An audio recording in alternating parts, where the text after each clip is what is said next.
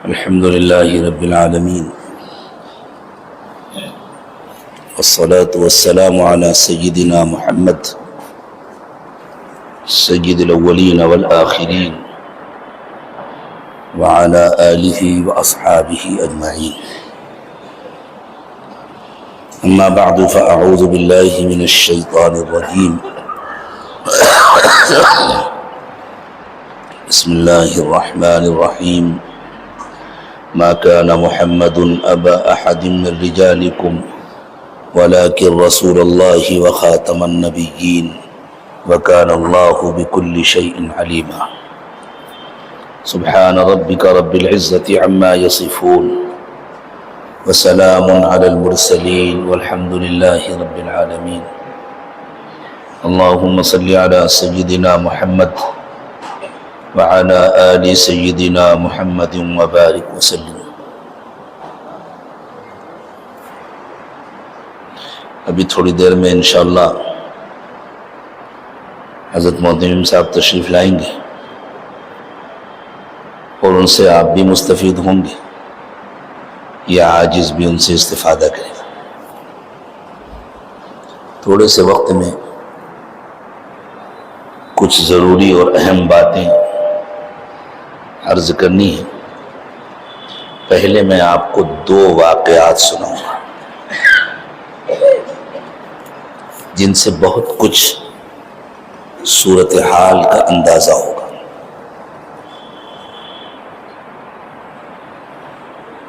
ایک صاحب نے اپنا واقعہ ذکر کیا کہ وہ دنیا کے کسی ایئرپورٹ پر تھے، کہیں سے آئے ہوں گے، کہیں جانا ہوگا، تو ایک اور شخص ان کو لگا کہ یہ کوئی مسلمان ہے، ایک سیدھا سادہ سا جھولا لیے ہوئے، وہ بھی آ کر کے بیٹھ گیا چائے پانی وغیرہ کرنے کے لیے. تینوں نے کسی عرب افریقی ملک کا نام لے کر پوچھا کہ آپ وہاں کے ہیں. بہرحال لمبا واقعہ ہے تو اس نے بتلایا کہ نہیں، میں فلاں ملک کا رہنے والا ہوں اور میں یہودی ہوں. اچھا، کیا کرتے ہیں؟ کہا میں پی ایچ ڈی کر رہا ہوں. کس موضوع پر پی ایچ ڈی کر رہے ہیں؟ کہا میں اس موضوع پر پی ایچ ڈی کر رہا ہوں کہ اب تک مسلمانوں سے ان کا دین کیوں نہیں چھینا جا سکا. کیا طریقہ ہو کہ مسلمان دین سے ہٹ جائیں؟ یہ کہتے ہیں مجھے دلچسپی ہوئی اور میں نے پوچھا کہ اچھا تو کہاں تک پہنچی آپ کی تحقیق؟ تو وہ صاحب کہنے لگے کہ تحقیق تو کر لی ہے میں نے، اب اس کو مرتب کر رہا ہوں، مقالہ لکھ رہا ہوں. اچھا، جو تحقیق آپ نے کر لی ہے وہ کیا ہے؟ کہا میں اپنی تحقیق سے اس نتیجے پر پہنچا ہوں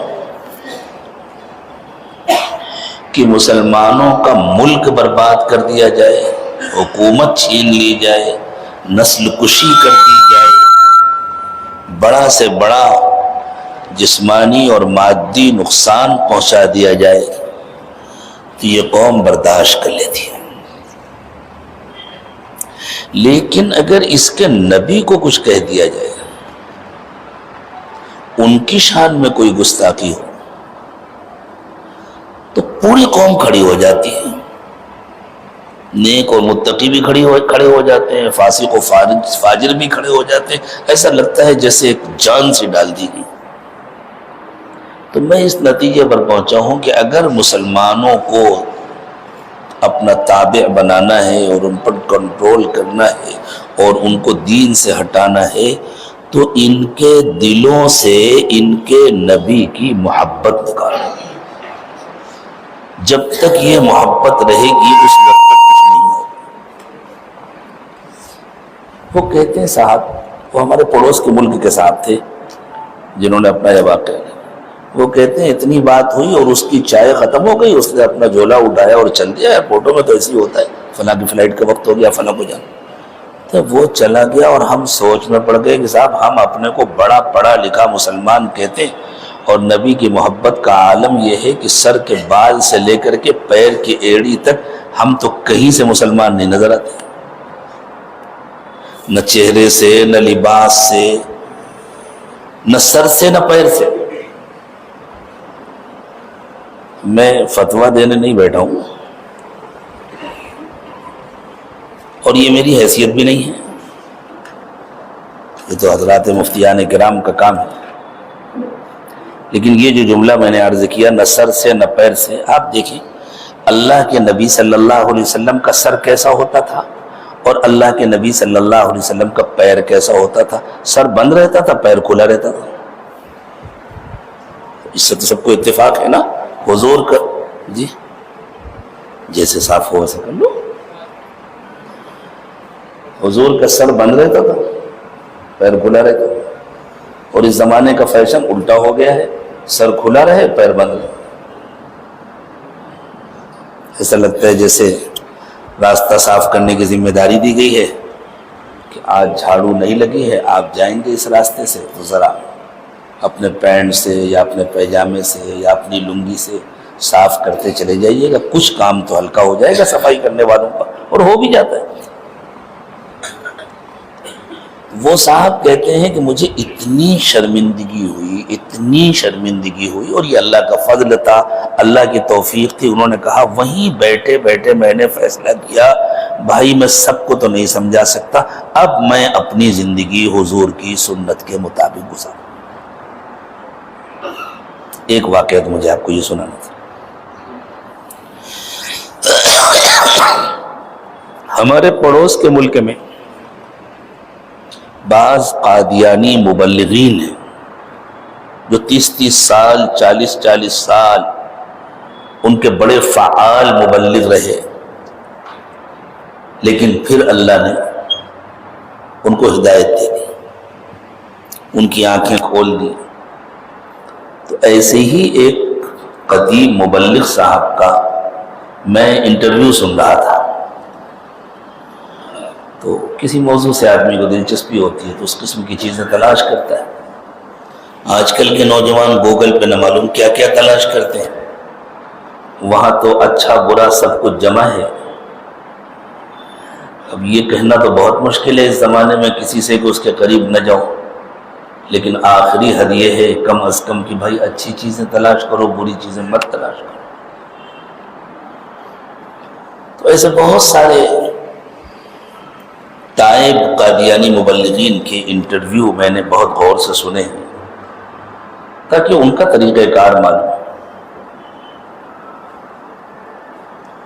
تو ان سے انٹرویو لینے والے نے سوال کیا کہ یہ بتلائیے کہ آپ کسی نئے شکار کو، یعنی کسی پرانے مسلمان کو اس کے دین و ایمان سے محروم کرنے کے لیے کیسے پھنساتے تھے. تو انہوں نے کہا کہ ہم شروع میں اپنے عقائد بالکل ظاہر نہیں کرتے، ہم پہلے ہمدردی کا اظہار کرتے،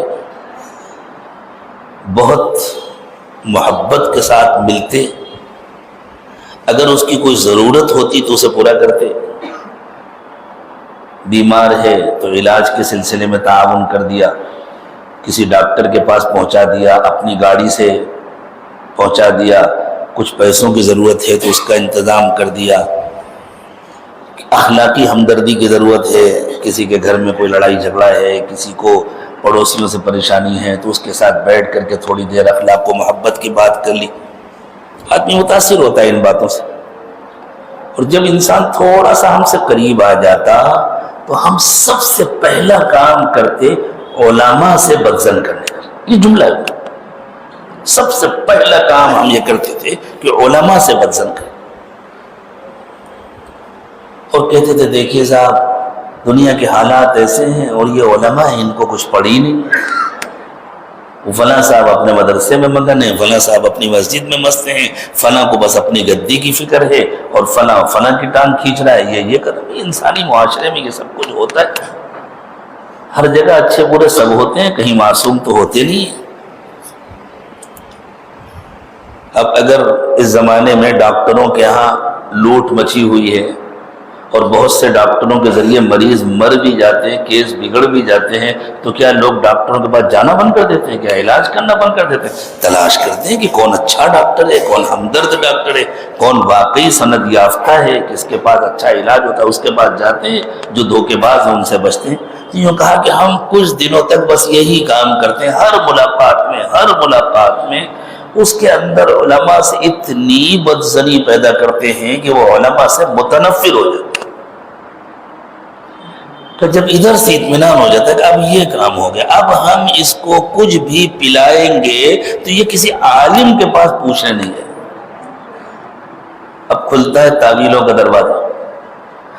اس کے بعد ہم کہتے ہیں کہ صاحب اب تو حالات ایسے ہو گئے ہیں، کسی سے کوئی امید ہی نہیں رہ گئی ہے، اب تو بس حضرت مہدی ہی کچھ کر سکتے ہیں۔ جب اس پر آ جاتا ہے آدمی تو بتلاتے ہیں کہ مہدی تو آ چکے ہیں۔ یہ تو علماء ہیں جو ان کو نہیں پہچاننے دیتے، جو ان کے قریب نہیں جانے دیتے، جیسے رسول اکرم صلی اللہ علیہ وسلم کی بعثت کے موقع پر یہودی علماء تھے، بس یہ ان کی کاپی بن۔ یہ جو مختلف موقعوں پر اور مختلف دینی کاموں کے اندر کچھ لوگ باقاعدگی کے ساتھ خاص طور سے نوجوانوں کی ذہن سازی کرتے ہیں اور ان کو علماء سے بدظن کرتے ہیں، یہ سمجھ لینا چاہیے یہ کن کے ایجنٹ ہوتے ہیں جو پہلے مرحلے کا کام کر رہے ہیں۔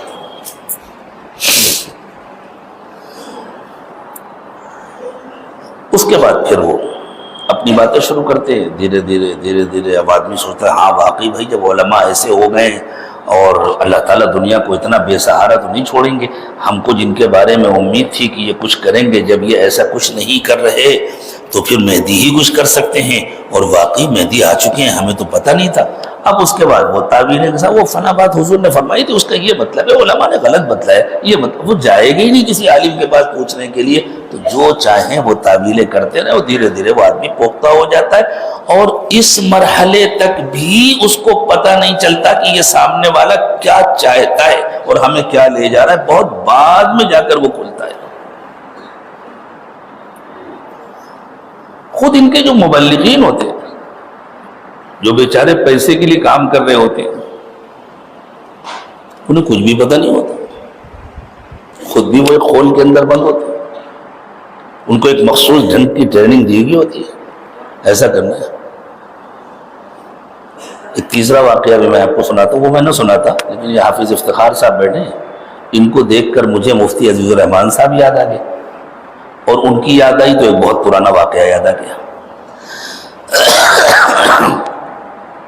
یہی ہمارے فتح پور ضلع کے مفتی عزیز الرحمان صاحب ہیں، جگنی کے، بمبئی میں، مہاراشٹر کے مفتی اعظم ہیں، اور اللہ نے بڑی اعلیٰ درجے کی علمی صلاحیت عطا فرمائی، اور خان صاحب ہیں، اس لیے وہ ڈنڈا صرف ہاتھ میں لے کے نہیں چلتے، ضرورت پڑتی ہے تو اس کا استعمال بھی کرتے ہیں۔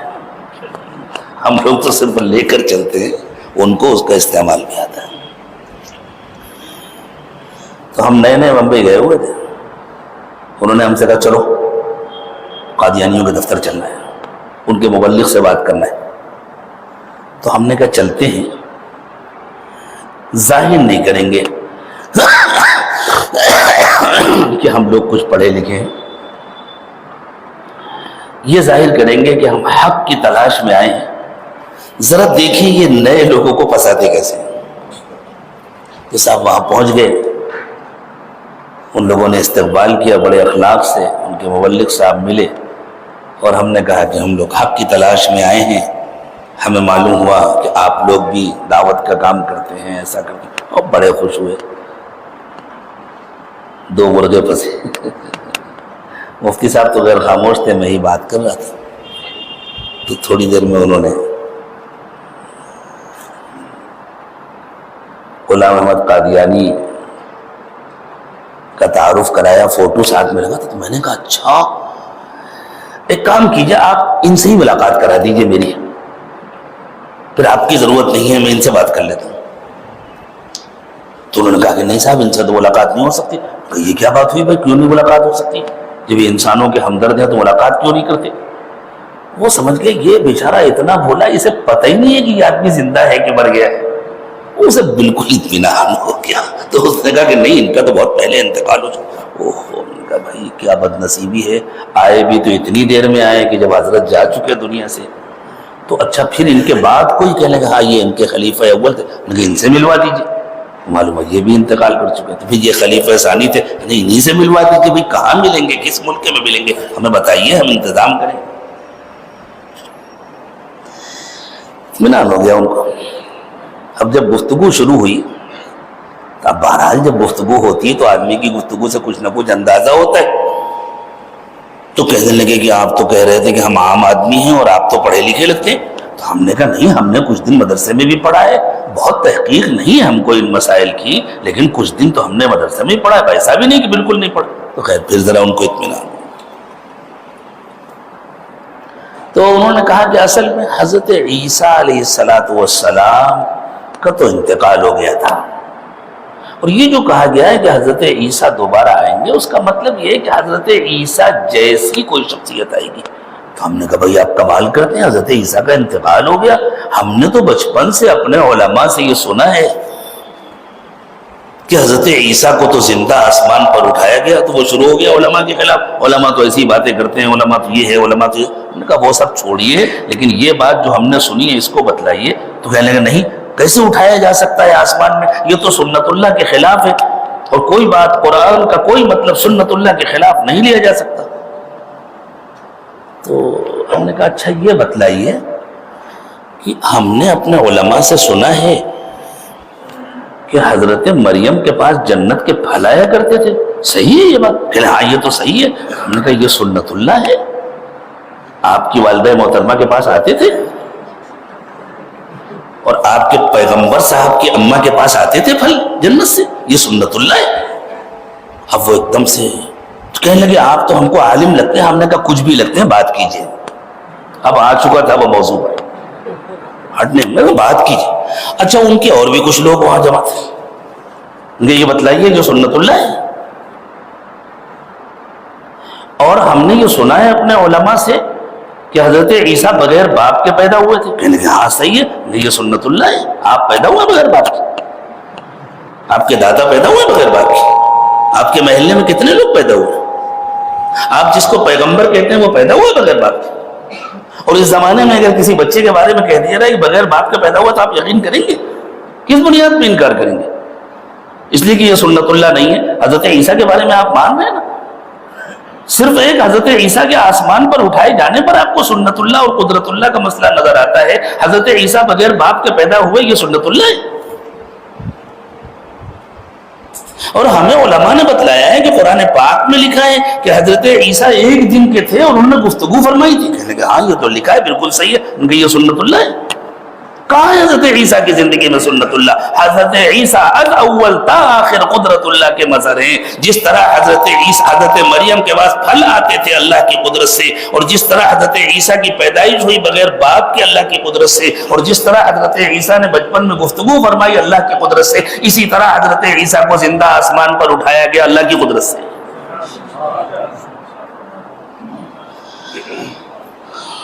اتنی گفتگو ہو گئی، جو لوگ وہاں بیٹھے ہوئے تھے وہ مبلغ پریشان ہوا کہ بھائی اب یہ لوگ کہیں نہ تائب ہو جائیں. اور میں ان لوگوں کی طرح، آپ لوگ سوچئے، آپ لوگ پڑھے لکھے لوگ ہیں، سمجھدار، آپ خود سوچئے اور قرآن اٹھا کے لاؤ، میں قرآن میں دکھاتا ہوں، قرآنی آیات دکھاتا ہوں. آپ یقین مانیے کہ جب ہم وہاں سے اٹھ کر چلنے لگے تو اس مبلغ نے چپکے سے مفتی عزیز الرحمان صاحب کے کان میں کہا آپ لوگ اپنا لٹریچر دیجئے، میں سمجھنا چاہتا ہوں. آپ لوگ اپنا لٹریچر دیجئے، میں سمجھنا چاہتا ہوں. ہم چلے، ہم لوگوں کو بڑی امید ہو گئی انشاءاللہ یہ تائب ہو جائے. چند دنوں کے بعد ہم لوگوں نے رابطہ کیا تو معلوم ہوا اس کا فوری طور پر وہاں سے تبادلہ کر دیا گیا، اور کہاں بھیجا گیا ہمیں نہیں بتلایا گیا. فوراً ہٹا دیا گیا ان لوگوں کو. جو لوگ وہاں موجود تھے انہوں نے فوراً ہیڈ کوارٹر اطلاع کی ہوگی بھائی یہ آدمی تو جا رہا ہے یہاں سے، یہ تو ڈگمگا گیا ہے. تو اندازہ لگائیے یہ باطل کے ایجنٹ. ایک بات اور سنا دوں، میں باقاعدہ کسی بیان کا تو وقت بھی نہیں ہے، میں بھی اسی طرح وقت گزار رہا ہوں. تھوڑی دیر میں حضرت محتم صاحب تشریف لائیں گے. ایک بار اور بتلا دوں، ابھی تھوڑی دیر پہلے ہم لوگ ناشتہ کر رہے تھے اپنے دوستوں کے ساتھ، تو میں نے ایک جملہ ان سے عرض کیا تھا، وہ آپ کو بھی سنا دوں کہ باطل کا مقصد کسی مخصوص جھوٹی نبوت کا اقرار کرانا نہیں ہے۔ تم نہ بنو قادیانی، شکیلی بن جاؤ، تم نہ بنو شکیلی، پرویزی بن جاؤ، تم نہ بنو پرویزی، کچھ اور بن جاؤ۔ باطل کا مقصد کسی مخصوص جھوٹی نبوت کا اقرار کرانا نہیں ہے، باطل کا مقصد حضرت محمد صلی اللہ علیہ وسلم کی سچی نبوت سے دور کرنا ہے۔ اس لیے چوطرفہ حملے ہوتے ہیں،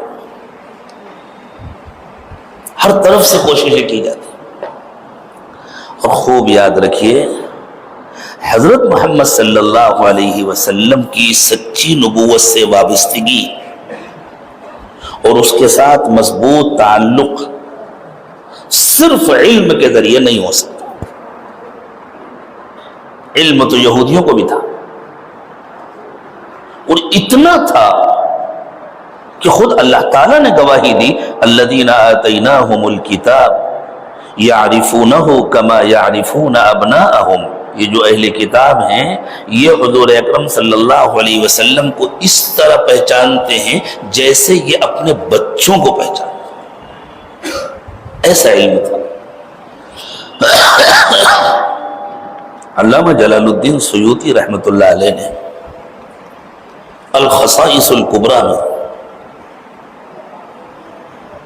کچھ روایات نقل فرمائی ہیں۔ انہوں نے لکھا ہے کہ ایک یہودی عالم تھا مدینے میں، اس وقت یثرب کہا جاتا تھا۔ وہ ایک مرتبہ اپنے کوٹھے پر چڑھا ہوا تھا کسی کام سے،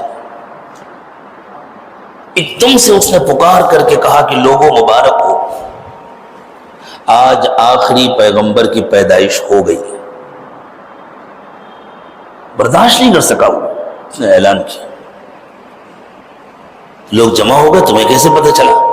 کہا یہ ستارہ جو آسمان پر چمک رہا ہے یہ ہمیشہ دنیا میں اسی رات میں چمکا ہے جس رات میں کسی نبی کی پیدائش ہوئی، اور اب تو ایک ہی نبی کی پیدائش بچی تھی، یہ آج نظر آیا ہے، اب یہ کبھی نظر نہیں پیدا ہو گیا۔ ایک ایک علامت ان کو معلوم تھی، ایک ایک بات ان کو معلوم۔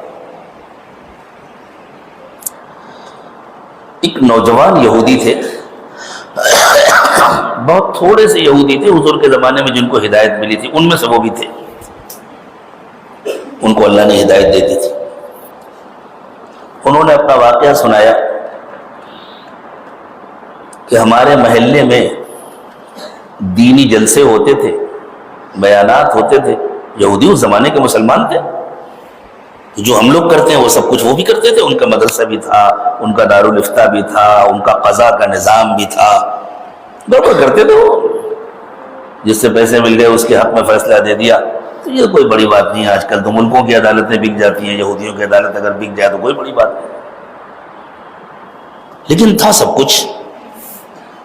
تو انہوں نے کہا کہ ایک مولانا صاحب آئے ہوئے تھے اور وہ آ کر لوگوں کو بتلا رہے تھے کہ بس اب تو آخری پیغمبر آنے والے، اور انہیں بڑی امید تھی کہ جب آخری پیغمبر آ جائیں گے تو گویا پوری دنیا میں ہمارا جھنڈا لہرائے، تو بس آخری پیغمبر آنے والے ہیں، اور ان کے آنے کے بعد حالات سب ٹھیک ہو جائیں گے، بدل جائیں گے، یہ ہو جائے گا، اور یہ جو مشرکین اور امیین ہم لوگوں پر ظلم کرتے ہیں ان کے ظلم کا خاتمہ ہو جائے گا، پھر ہماری ان پر حکومت ہوگی۔ تو کسی جذباتی نے پوچھا، حضرت بہت دنوں سے سن رہے ہیں آنے والے ہیں آنے والے، کچھ اندازہ بتلائیے کب تک آئیں گے؟ یہ نوجوان کہتے ہیں میں چھوٹا بچہ تھا، میں سامنے ہی بیٹھا تھا، تو وہ مولانا صاحب کہنے لگے میرا اندازہ یہ ہے کہ یہ بچہ جب جوان ہوگا اس وقت تک آ جائیں گے۔ یہ کہتے ہیں میری خوشی کا کوئی ٹھکانہ نہیں رہا کہ میرے جوان ہوتے ہوتے آ جائیں گے، میں ان کا صحابی بنوں گا، میں ان کے دامن سے وابستہ ہو جاؤں گا، کیا کہ چونکہ اتنا سن رکھا تھا، جیسے اس زمانے میں ہم لوگوں نے حضرت مہدی کے بارے میں سن رکھا ہے، اور ایک انتظار میں رہتا بس مہدی آئیں گے تو یہ ہو جائے گا، اور اپنا جائزہ نہیں لیتا مہدی آئیں گے تو میں ان کا موافق ہوں گا یا مخالف ہوں گا، جب ابھی سے مخالفت ہے، جب زندگی میں دین نہیں ہے تو آنے کے بعد کیسے موافق بنیں گے؟ ایک دم سے تھوڑی تبدیلی آتی ہے۔ تو وہ کہتے ہیں کہ میں بڑا خوش ہوا، اب جب میں جوان ہو گیا اور وہ مولوی صاحب بوڑھے ہو گئے اور نبی اکرم صلی اللہ علیہ وسلم مکہ مکرمہ سے ہجرت کر کے مدینہ تشریف لے آئے، اور پھر وہ مولوی صاحب آئے، ہمارے محلے میں جلسہ تھا، یہودیوں کے محلے بالکل الگ تھے، جیسے 30-40 سال پہلے جاجمئو کانپور سے الگ تھا نا، کہتے تھے شہر جا رہے ہیں، شاید یہ لفظ ابھی بھی بولتے ہوں، جیسے ماہیم والے دھراوی والے ادھر جاتے تھے باندرا کے آگے تو کہتے تھے بمبئی جا رہے ہیں، ایسا لگتا تھا یہ بمبئی نہیں ہے جہاں وہ رہ رہے۔ تو اسی طرح مدینہ جس کو کہا گیا، جو یثرب تھا پہلے، جس کو بعد میں مدینہ کہا گیا، یہ بالکل الگ آبادی تھی، اور بنو نذیر، بنو قریظہ، بنو قینقاع، ان کی آبادیاں بالکل الگ الگ تھیں، ان کے محلوں میں کیا ہو رہا ہے یہاں پتہ بھی نہیں چلتا۔ جیسے جاجمئو میں یہ جلسہ ہو رہا ہے، شہر والوں کو معلوم نہیں، اگر اعلان نہ کیا جائے، اگر تشہیر نہ کی جائے، اور کسی جگہ کوئی دینی مجلس، انہیں پتہ بھی نہیں چلے گا، ماحول بھی بالکل الگ الگ تھا، اوس و خزرج کا ماحول بالکل الگ تھا۔ جیسے ہمارے یہاں ہندوستان میں 2 بڑی قومیں رہتی ہیں، حقیقت میں تو بہت ساری قومیں ہیں، لیکن عنوان یہ ہے کہ 2 بڑی قومیں، ہمارے یہاں کیا ہو رہا ہے ہمارے پڑوسیوں کو معلوم نہیں ہوتا، ان کے یہاں کیا ہو رہا ہے ہمیں معلوم نہیں ہوتا۔ تو کہتے ہیں پھر جلسہ ہوا، میں موجود تھا اس میں، وہ مولانا صاحب بوڑھے ہو گئے تھے، وہ بیان کرنے لگے تو کسی نے کہا کہ حضرت وہ محمد صلی اللہ علیہ وسلم تو میں لگا رہا ہوں، وہ آگے ہیں اور وہ کہتے ہیں کہ میں اللہ کا نبی ہوں، یہ وہی ہیں جن کے بارے میں آپ بتلایا کرتے تھے، اگر وہی ہیں تو پھر ہم لوگوں کو چل کے مان لینا چاہیے، ہماری عزت کا وقت آ گیا۔ تو مولوی صاحب کہتے ہیں کہ دیکھو اندر کی بات بتلا رہا ہوں، آئے تو وہی، لیکن ہم مانیں گے نہیں، ہم لوگوں نے طے کیا ہے یہ عربوں میں پیدا ہو گئے، ہم مان لیں گے تو عربوں کی عزت ہو جائے گی، عرب بڑے ہو جائیں گے، ہم چھوٹے ہو جائیں گے، اس لیے ہم مانیں گے نہیں، یہ اندر کی بات ہے۔ یہ صاحب کہتے ہیں میں نے سوچا یہ بد نصیب ہے، اتنے بڑے خیر سے منہ موڑ رہا ہے، کہہ رہا ہے ہم مانیں گے نہیں، میں تو مانوں گا۔ اور انہوں نے حضور اکرم صلی اللہ علیہ وسلم کی خدمت میں حاضر ہو کر کلمہ پڑھا اور پورا قصہ سنایا۔ میں تو بچپن سے آپ کا انتظار کر رہا ہوں، اور وہ نالائق جس نے بتلایا تھا وہی منع کر رہا ہے۔ تو آپ دیکھیں علم تھا نا ان کے پاس، اس کے باوجود محروم ہو گئے۔ اس علم کے ساتھ، علم بھی ضروری ہے، لیکن اس علم کے ساتھ جب تک اللہ اور اس کے رسول سے مضبوط تعلق نہ ہو، جب تک اللہ کا اتنا ڈر دل میں نہ بیٹھ جائے کہ آدمی کو ہر وقت محسوس ہو اللہ دیکھ رہے ہیں، اللہ میرے ساتھ ہیں، اور ہے بھی وَهُوَ مَعَكُمْ أَيْنَمَا كُنْتُمْ، اللہ تعالیٰ نے فرمایا اللہ مجھے دیکھ رہے ہیں،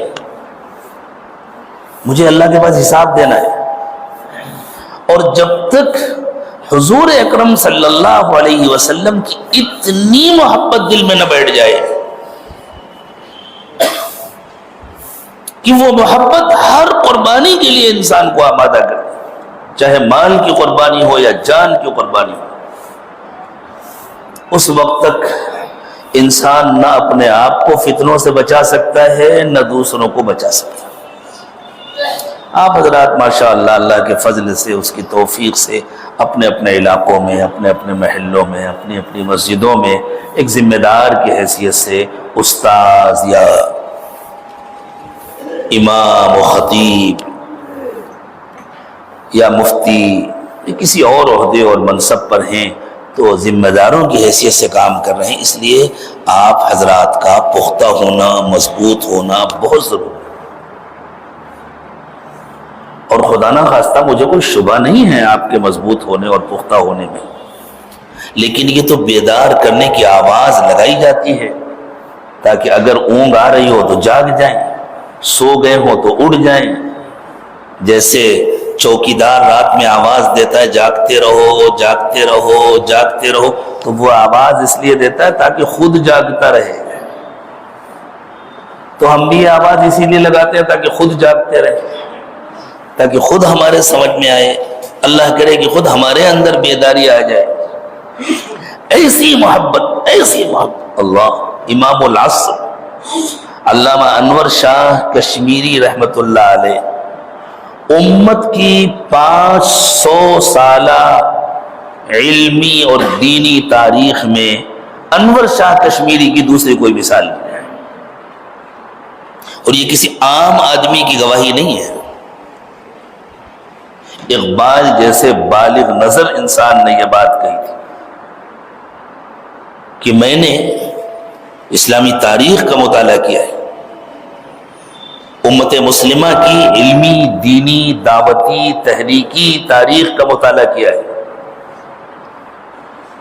گزشتہ 500 سال میں شاہ صاحب جیسی کوئی شخصیت نہیں ہے. اور جس طرح درخت کو پھلوں سے پہچانا جاتا ہے، کسی بڑی شخصیت کو ان افراد کے ذریعے پہچانا جاتا ہے جن کی اس کے ذریعے تربیت ہوئی. تو دیکھیں شاہ صاحب کے ذریعے کیسے افراد تیار ہوئے. شاہ صاحب کا ہر شاگرد اپنی جگہ پر اپنے وقت کا امام تھا. کوئی فقہ میں، کوئی حدیث میں، کوئی تفسیر میں. آخری عمر تھی حضرت شاہ صاحب کی، اور بواسیر کی تکلیف اتنی بڑی ہوئی تھی، خون اس طرح آتا تھا جیسے کسی کو قے ہو. بالٹی رکھی جاتی تھی چارپائی کے نیچے، بعد کی چارپائی ہوتی تھی، بالٹی رکھی جاتی تھی چارپائی کے نیچے جس میں خون آتا.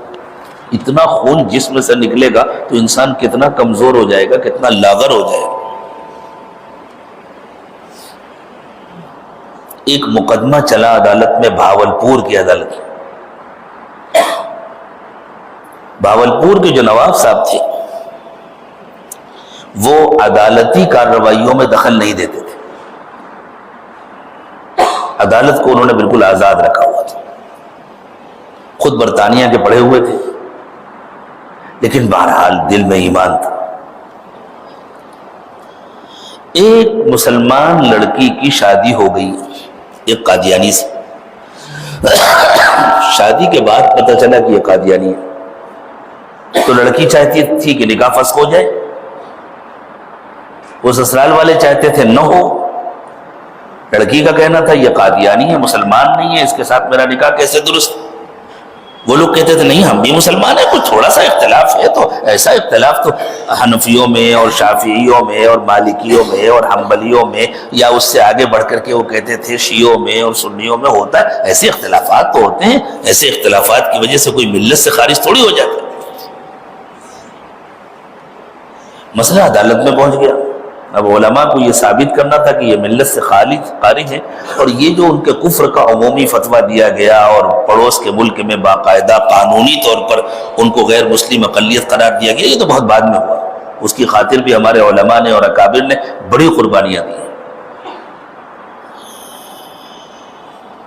تو بڑے چرب زبان قادیانی مبلغ، اور ان کے پیچھے پوری یہودی دنیا، پورا مستشرقین کا مطالعہ، ان کے اپنے تیار کیے ہوئے جھوٹے علماء، وہ سب جو حوالے نکال کر دینے والے، گواہیاں دینے والے. شاہ صاحب کو معلوم ہوا تو شاہ صاحب کے شاگردوں کو یہ خیال تھا کہ حضرت کی طبیعت اتنی خراب ہے، اٹھنا بیٹھنا مشکل ہے، اتنا لمبا سفر کر کے کیسے جائے. شاہ صاحب کو معلوم ہوا، فرمایا کسی بھی حال میں مجھے لے کے چلو، اگر خدا نخواستہ باطل کو کامیابی ہو گئی اور اہل حق اپنی بات عدالت میں نہ ثابت کر سکے، اس لیے کہ عدالت تو ثبوتوں پر فیصلہ کرتی ہے.